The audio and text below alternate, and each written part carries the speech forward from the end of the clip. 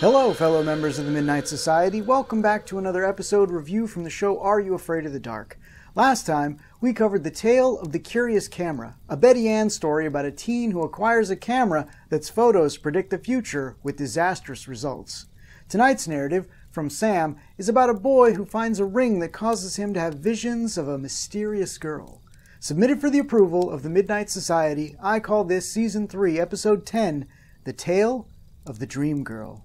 We open on a bored-looking Kiki engaged in an arm wrestling match with Tucker. While Kiki is pondering her life choices to this point, Tucker is making a lot of sounds that would be, let's say, inappropriate were he at another venue. I got you! You're mine! It's over! Gary and Frank also look bored out of their minds and comment on how pathetic Tucker's attempts at beating Kiki are. Sam and Betty Ann finally show up, causing this to happen. Hey, hi! Ow! It seems Tucker is out to prove that he can beat Kiki because she called him a runt. Tucker. Take it from a guy who reads all his YouTube comments. When someone calls you a name, just walk away, okay? You will never win by engaging, no matter how much you want to. What? What did you just say to me? No. My words are my weapon, okay? I'm going to take you on right now. You're going to regret this. Why are they so mean? It's Sam's turn to tell a story, and she says that her tale is about something incredibly horrifying. True love. You've been feeling Gare Bear's longing stares too, haven't you? Look, if you just ignore the magic tricks, he's really a good dude. Whoa, yowza! The others giggle at Sam's statement, but she doesn't back down, stating that love is scary, and while it's something that people live for, in her story, it's something they die for. This better not just be a retelling of the tale of the prom queen. I've come to tell you a story. The tale begins on our two main characters, brother and sister Johnny and Erica, working at a bowling alley. Erica is a waitress and Johnny performs maintenance on the lanes.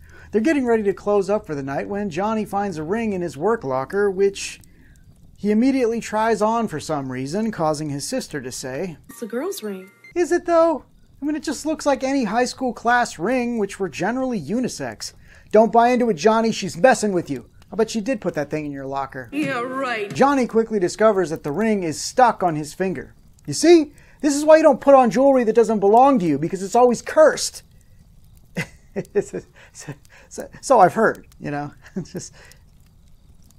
Later that night, Johnny is still struggling to get the ring off his finger when he does this. No, I can't get this thing off. Johnny! Bro, that's how you end up in the emergency room with an ink pen up your ass. Anyway, he claims to have tried everything to get the ring off, short of severing his own finger. At that time, the kid's mother comes downstairs and says that it's time for bed because of school tomorrow. Erica protests, but her mom shuts her down. Johnny says goodnight to his mother, which gets kind of ignored, causing Johnny to ask, Jeez, what's the matter with her? Oh, she's got a lot on her mind. I'll say, she's probably dealing with a divorced husband. Or a dead one. Erica asks if Johnny is going to bed, but he says that he's going to do a little channel surfing. Is that an option when your mother tells you to go to sleep? Because it wasn't with mine. I mean, wait.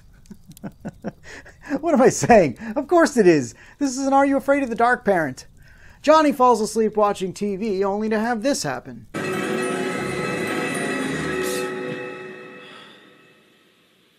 Now, Johnny, there's no reason to be alarmed. That is what teenage boys call a wet dream. Okay, now I'm only telling you this because it seems like your father's not in the picture. So grab a towel, and we won't tell your mother about this. Yeah, perfect. The next day, the manager of the bowling alley tells Erica that another month has gone by without him having to hire another maintenance guy, and they haven't had a breakdown in months. There's also an awkward moment between the manager and Erica, which I'm sure isn't alluding to some kind of twisted reveal later on. As the manager leaves, we see Johnny sitting behind him looking distraught. Erica says that he's not supposed to be out front because the manager will get mad if he gets grease on anything. Well, hey, I mean, the manager can't be all that bad if he hates grease. That movie's terrible. You got the drawers, right? It seems Johnny is upset that the manager isn't hiring anyone else. He claims that he can't do it all by himself.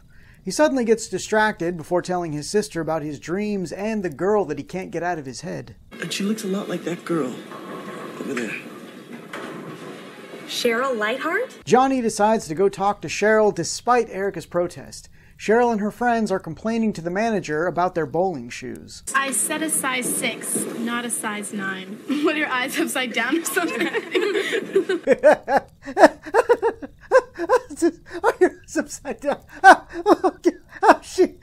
She's hysterical. Oh, God. Oh, God.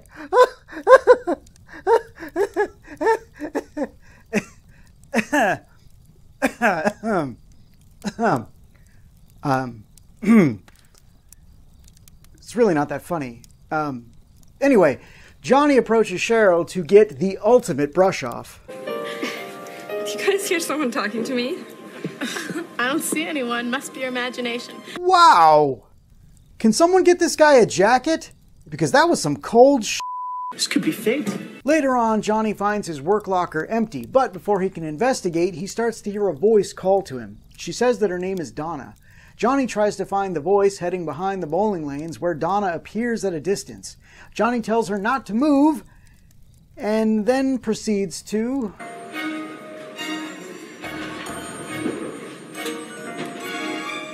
what are you doing? There was clearly enough room to get behind the lanes for you to go over to her. And you told her not to move. Why do you seem so shocked that you can't find her out front? Say meet me out front if you want her to meet you out front.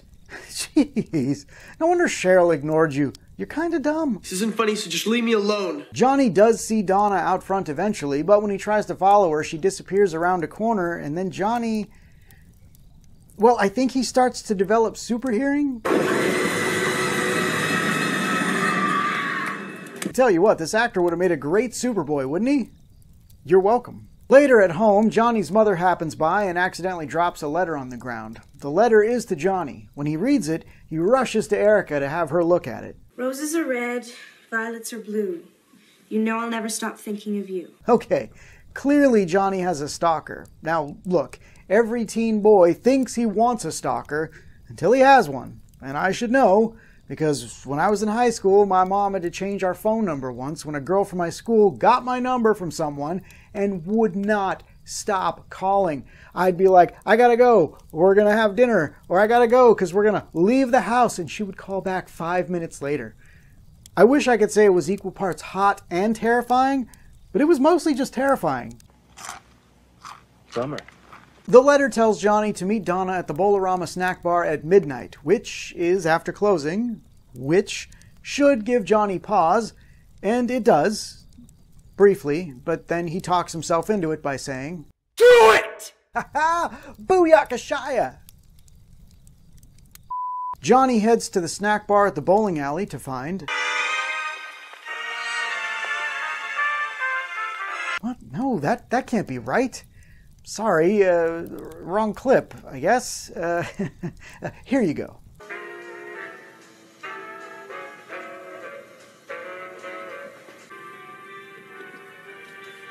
Aha. Look, if Master Raymond shows up, I'm out. You're precisely on time. Johnny gets served some apple pie and cola by the out-of-time night shift, and after waiting for a while, he gives up hope that Donna's gonna show. But just as he's getting ready to leave... I hope I'm not late. Donna, have you met the freaks on the night shift? 5 minutes late would have felt like forever. What's your hurry? Johnny says he thought she wasn't going to show up, and she says that she could never stand him up because he's wearing her ring. Ha ha! Joke's on you, Johnny. You married a ghost the moment you put that ring on. Yeah, I'm hip to all their tricks. You know, because I've read about them. Come on! Donna asks Johnny to dance to the sweet, sweet sounds of what I imagine is the best Kenny G impersonator kids show money can buy.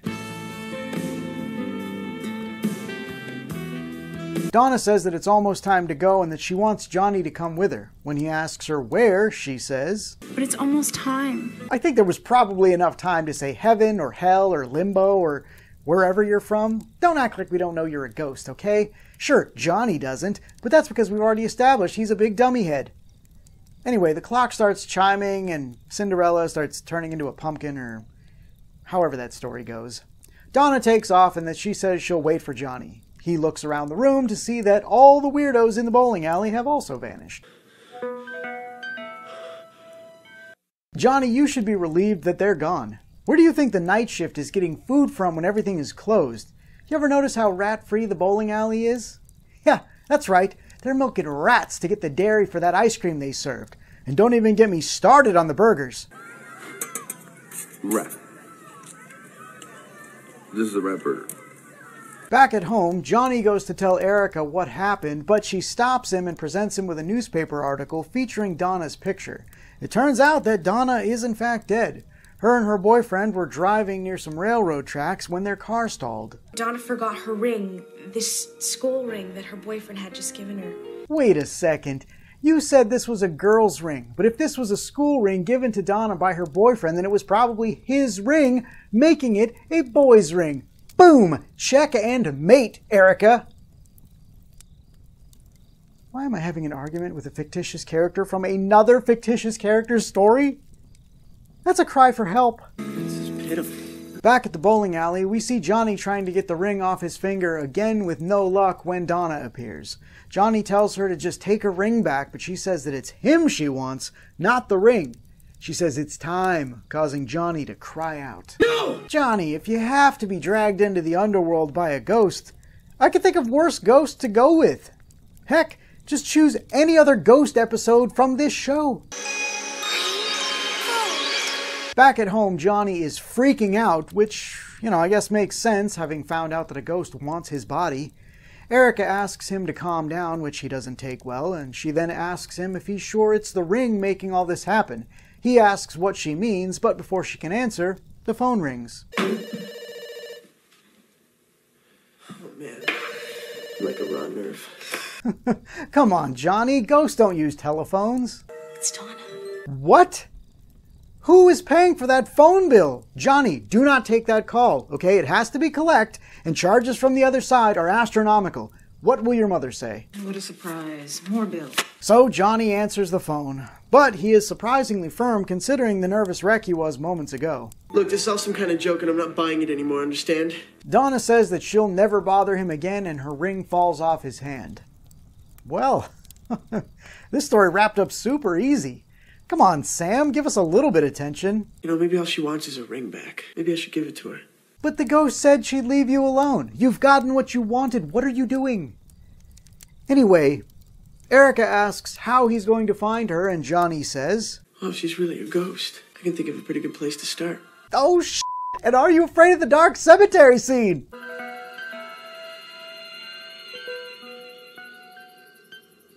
That is a surprisingly well-lit graveyard. Also, Ron Oil? Are we in the same cemetery from the Tale of Old Man Corcoran? Whoa, Johnny, if you see any little kids showing up wanting to play tag, ixnay, ixnay, get out. Ollie, ollie, oxen free! Johnny gets startled by Erica, causing him to fall down, but it turns out he fell right at Donna's grave, causing Erica to say, How did you know it would be right here? I don't think I like your line of questioning, Erica. We knew exactly where she was buried, Johnny. Why do you think that is? What are you trying to say? Just because a guy wears some cursed jewelry doesn't mean that he's a ghost too.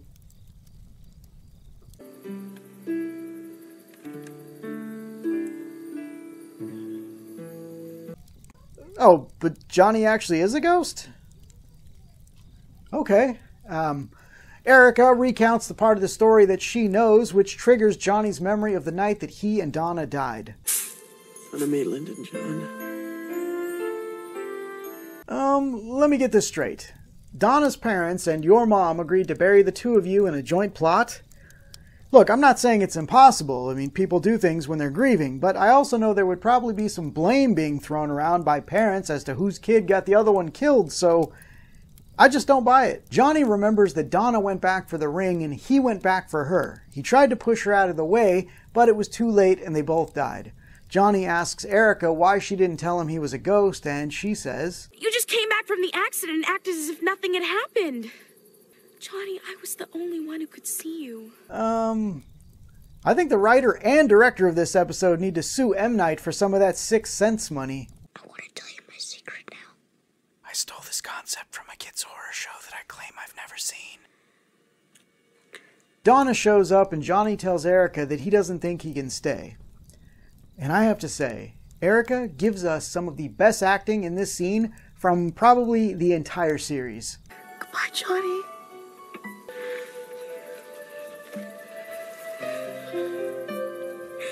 Don't leave her alone, Johnny. No. I mean, I'm not crying. There's just something wrong with my contact lens. Before leaving for the afterlife, Johnny gives Erica the ring and then heads off with Donna for a very touching end.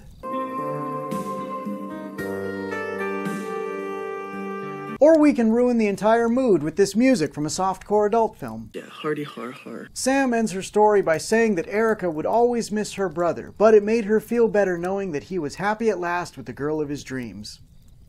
I mean, she was probably the only girl he ever dated, and now they're going to be together for eternity? Whew. It's a good thing they're already dead, because they'd kill each other. What are you talking about? After the tale, Tucker remarks that it would be cool to be a ghost and not know it, leading Kiki to say, Yeah, like you're a runt and you don't even know it. I'll show you who's a runt. Everyone is in such a hurry to get home as the meeting ends that the film crew didn't even dim the forest lights when Gary put the fire out. In fact, I think they turned them up. Now for the review. I freaking loved this episode. It wasn't scary, but it was a well-acted, great story with a very tragic twist ending. What more could you ask for? Okay, maybe a few scares. I know, it sounds stupid. The settings weren't terribly interesting. The bowling alley could have been, but I don't think they used it terribly effectively. Even the cemetery in this episode wasn't as good as it usually is. Like sometimes when they're in a cemetery, I have a hard time figuring out if they're on a soundstage or not. And this time, they definitely were.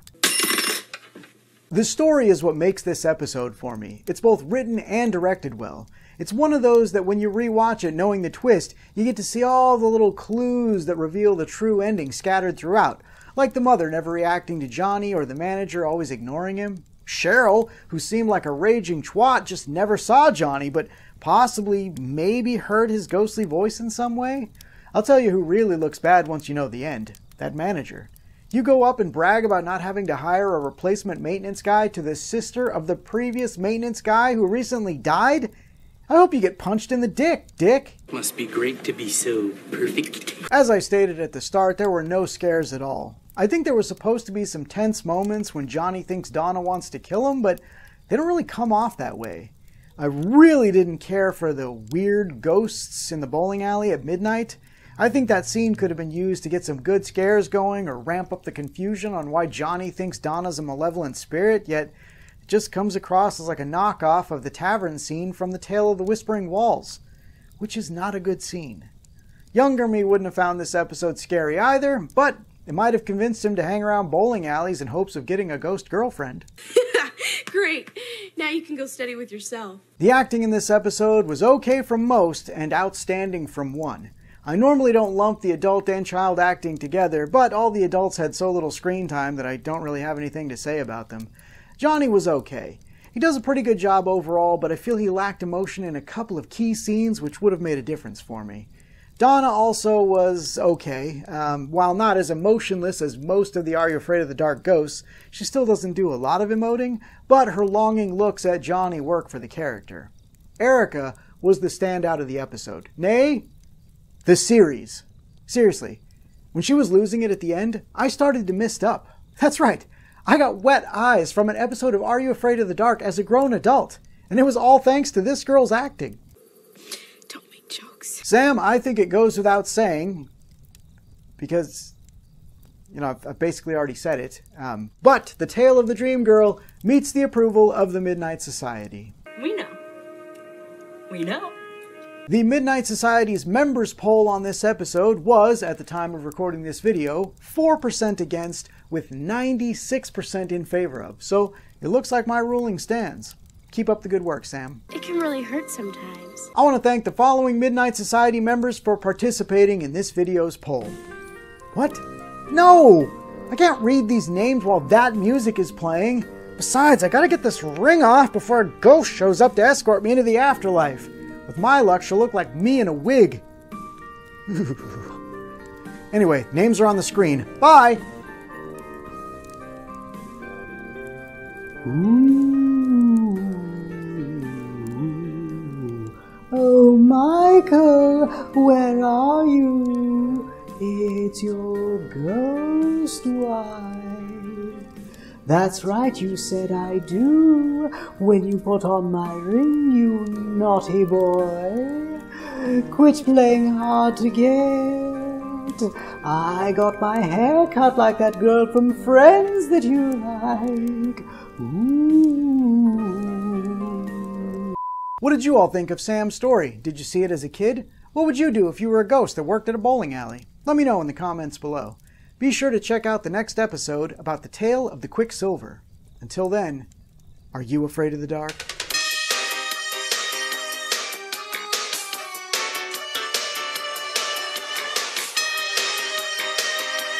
I got you. You're mine. It's over. Thanks for watching, everyone. If you enjoyed this video, please consider giving it a like and a share. It really goes a long way to helping out the channel. Be sure to subscribe and click that bell icon to be notified when more Midnight Society episodes go up. Thanks, everyone.